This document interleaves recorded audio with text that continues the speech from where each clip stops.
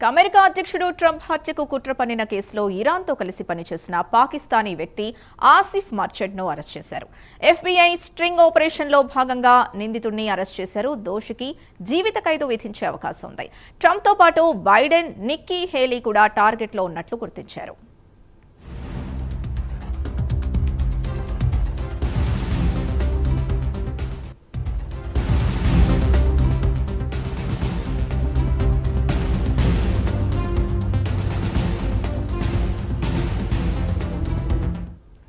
Breaking news చూస్తున్నాం. America అధ్యక్షుడు Trump హత్యకు కుట్ర పన్నిన కేసులో ఇరాన్తో కలిసి పనిచేసిన పాకిస్తానీ వ్యక్తి ఆసిఫ్ మర్చెంట్ ను అరెస్ట్ చేశారు.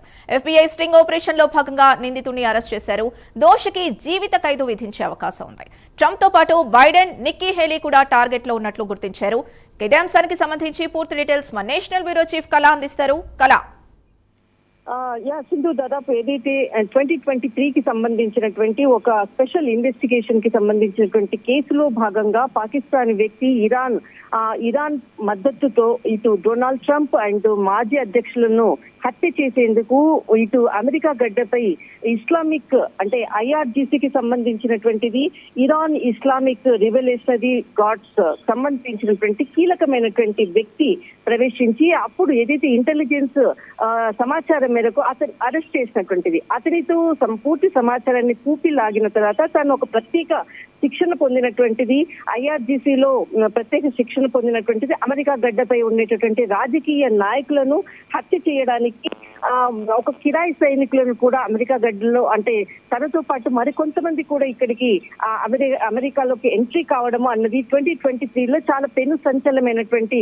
ఒక ఇన్వెస్టిగేషన్ డిపార్ట్మెంట్ తీసుకున్నటువంటి పూర్తి సమాచారంతో ఇతను అరెస్ట్ చేయడం జరిగింది. అతనికి సంబంధించినటువంటిది అంటే నిన్న దీనికి సంబంధించినటువంటి ప్రత్యేక కోర్టు దీనిపై అంటే ఇరాన్ ఇప్పుడు ఉన్నటువంటి పరిస్థితుల్లో ఇరాన్ కి సంబంధించినటువంటి అటు పాకిస్తాన్ అంటే ఎవరైతే వ్యక్తి ఉన్నారో ఆసిఫ్ అంటే ఇతడు పాకిస్తాన్ కి సంబంధించినటువంటి వ్యక్తి. ఇతడు దాదాపు మనకు అంటే పాకిస్తాన్ కి ఇరాన్ కి ఏ విధమైనటువంటి సంబంధం ఉంది అన్నది మాత్రం మరొకసారి ప్రూఫ్ అయింది.